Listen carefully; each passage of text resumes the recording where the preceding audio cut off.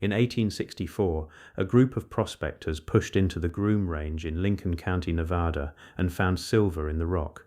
They weren't the first people to know this valley. The southern Paiute and western Shoshone had moved through the Great Basin for thousands of years before any European set foot in Nevada. Archaeological evidence from the region puts human presence at least 10,000 years back. The Paiute were not a settled people in the valley the way the earlier Fremont culture had been. They moved with the seasons, following game and the ripening of piñon nuts, mesquite beans and roots across a landscape that most newcomers would have called barren. It wasn't barren. It was legible to the people who had learnt to read it. The Groom Range had water. That was the key to everything that came after. The springs on the ridge and the seasonal flow down toward the dry lake bed below made the valley usable in ways that the surrounding desert was not. The Paiute knew where the water was. When the prospectors arrived in 1864, they found those same water sources and used them. What they didn't record was anything the Paiute had known about the place. The silver rush that sent prospectors into Lincoln County had started, like most things in Nevada, because of what happened somewhere else. In 1859, the Comstock lode was discovered in western Nevada, under what would become Virginia City. It was the first major silver strike in the United States, and the wealth it produced, over $300 million in silver and gold, by the end of the 19th century, sent prospectors fanning out across the Great Basin looking for the next one. By 1862, they were at Austin. Silver was found at Eureka in 1864. Pioche followed in 1869, all of them in Nevada, all of them following the same logic. Silver ran through the rock in veins, and the veins didn't stop at Virginia City. The men who followed those veins into the remote valleys of southern Nevada were not the millionaires of Virginia City. Those men had lawyers and investors. The ones pushing into Lincoln County in the 1860s were working prospectors, carrying tools on their backs, sleeping rough, reading the rock the way a farmer reads soil. They were looking for something that would sustain them, not something that would make them rich overnight. Most of them found nothing. A few found enough to justify a claim.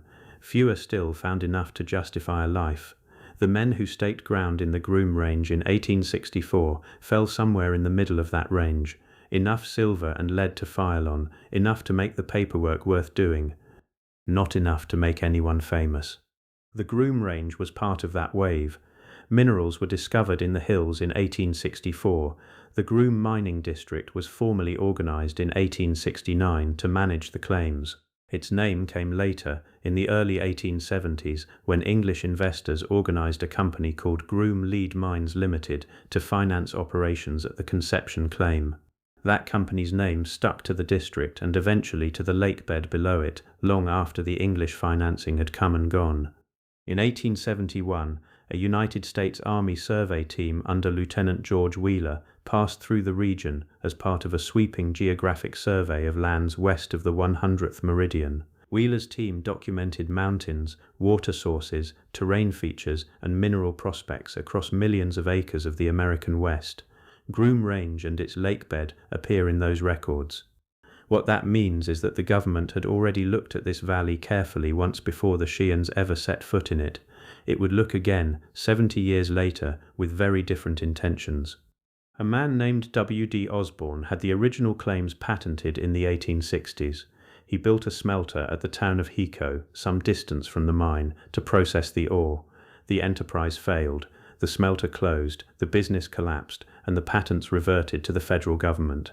New claims were located by Osborne and a partner named Wheatley, and the property passed through several hands into the 1890s.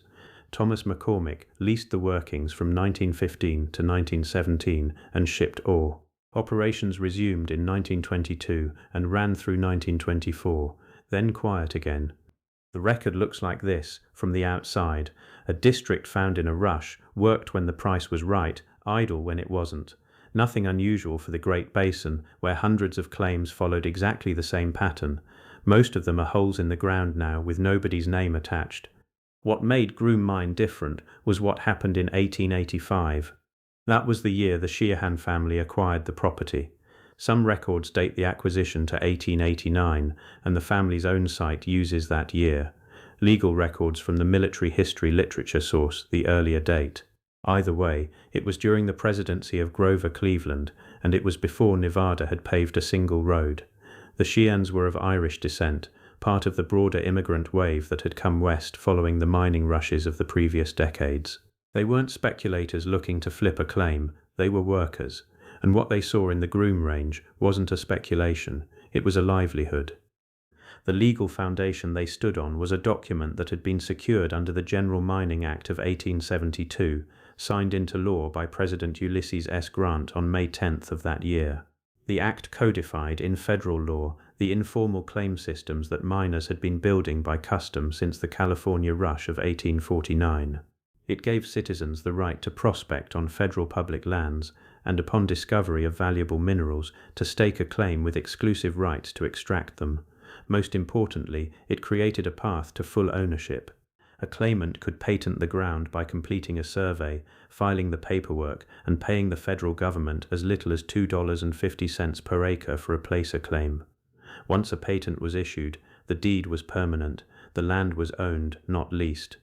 It could be passed down, sold, built on, lived on.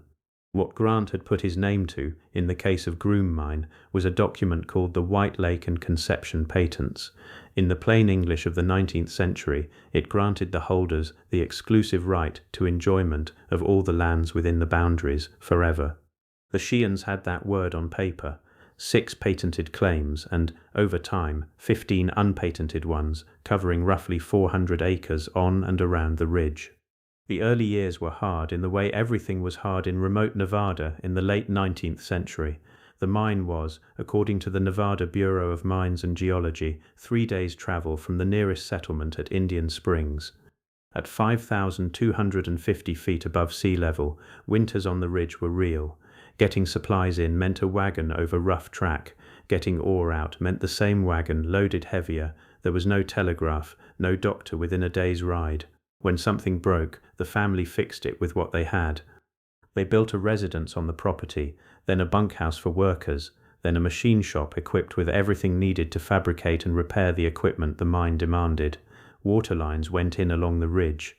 A small graveyard was laid out above the mill for the people who didn't make it home. The ore they worked ran silver and lead through quartzite in veins that dipped steeply east through the mountain.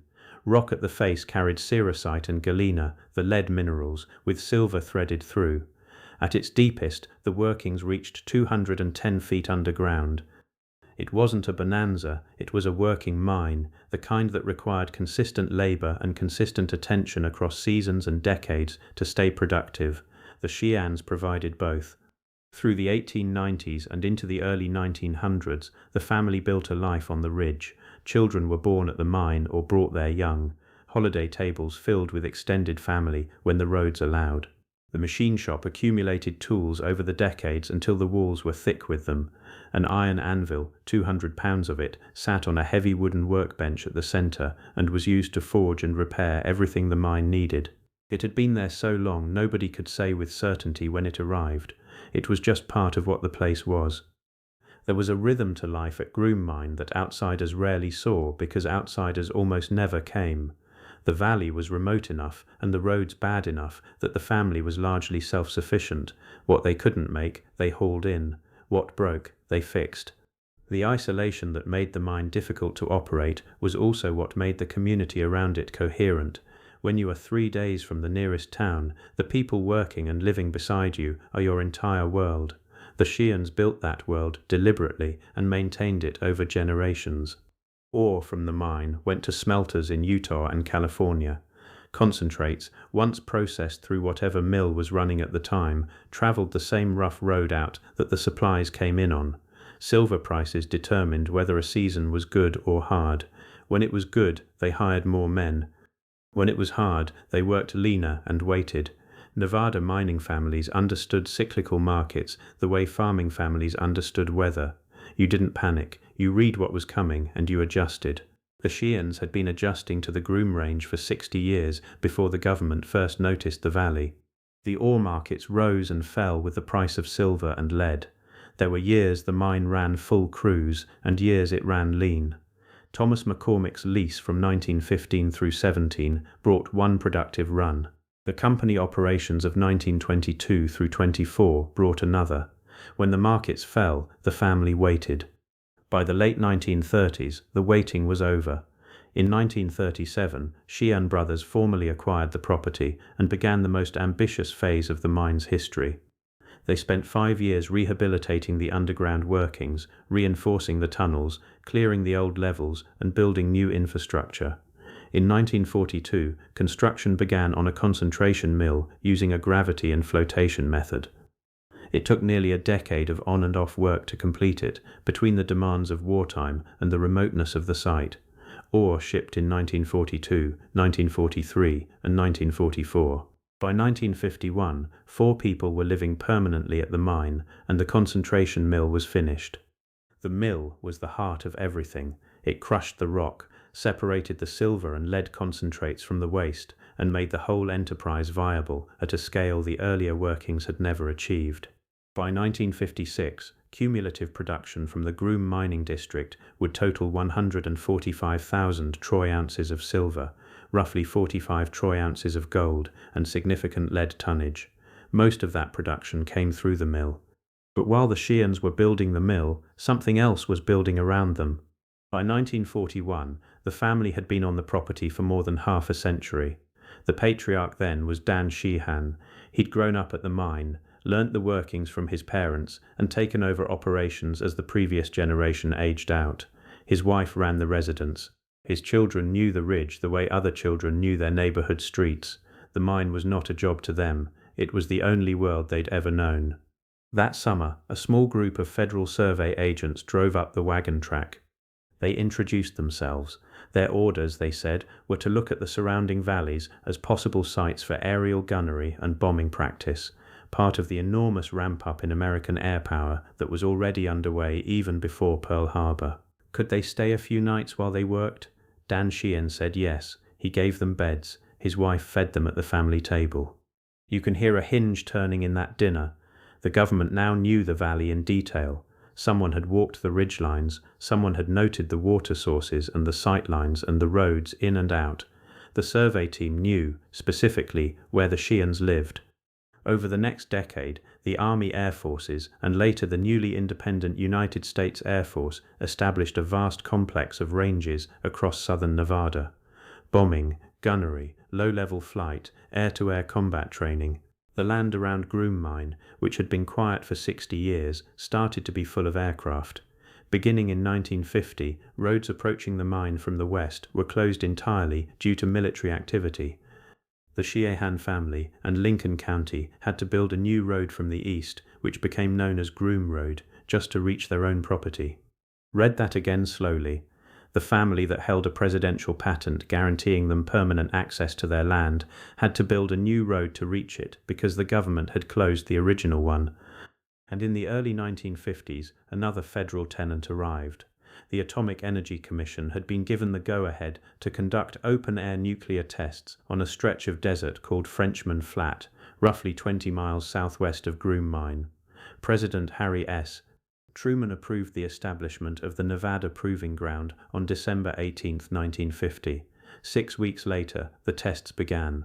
On January 27, 1951, a B-50 bomber flying out of Kirtland Air Force Base in New Mexico dropped a device codenamed Shot Able over Frenchman Flat. It detonated 1,060 feet above the desert with a yield of roughly 1 kiloton. That was the first continental nuclear detonation since the Trinity test at the end of the Second World War. It was the opening of what would become Operation Ranger, 5 airdrops in 11 days, culminating in a 22-kiloton shot codenamed Fox on February 6. Barbara Sheahan, who was at the mine during that period, later described what it looked like from the ridge. Family members and mine workers were shaken out of their beds by the shock waves. When they ran outside, they saw a false dawn rising into the sky across the range on the far side of the lake bed. Hot metal fragments and other debris began to fall out of the clouds as the wind pushed the fallout across south-central Nevada and eventually into Utah. There was no letter, no siren, no instruction on what to do about the pellets ticking down onto the mill roof. Cattle in the region died in the following months from what ranchers described as beta burns. Family members and workers who stayed at the mine reported long-term health effects for decades afterward. The tests kept coming. Between 1951 and 1958, over 100 atmospheric tests took place at the Nevada test site, sending fallout downwind across the same valley the Sheahans had been working for 65 years. The scale of what the test site was doing to the surrounding region is difficult to hold in your head. Weapons designers at the time wanted to understand what a nuclear blast did to civilization, so they built miniature civilizations in the Nevada desert and detonated bombs above them. Reinforced concrete structures, steel frame buildings, a Mosler bank vault, railroad rolling stock, a man-made pine forest of metal poles planted in concrete blocks. They were flattened, studied, rebuilt, and flattened again. The data from those tests shaped American nuclear doctrine for the next 40 years. The people who lived downwind of the tests, the ranchers and mining families and small communities scattered across southern Nevada and into Utah, shaped nothing. They were not consulted. Most of them were not warned. The Atomic Energy Commission operated on the assumption that the tests were a national security necessity and that the surrounding population would simply absorb whatever came downwind as the cost of the country's defense. The Sheahans were directly in that calculation, whether they knew it or not. Mining operations at Groom paused through parts of the early 1950s due to the nearby tests. The family was downwind of events they had not been warned about. On land, a president had signed over to them in perpetuity, watching fallout land on the mill roof they had spent a decade building. Now the mine had two neighbors. It had the range with its aircraft, and it had the test site with its fallout. Neither of them had asked the family's permission. Neither of them offered compensation for what they took. The pressure escalated through 1952 and 1953. Mine buildings were strafed by aircraft using the Nellis gunnery range. Bullet holes appeared in the corrugated tin of the machine shop roof. Equipment was damaged.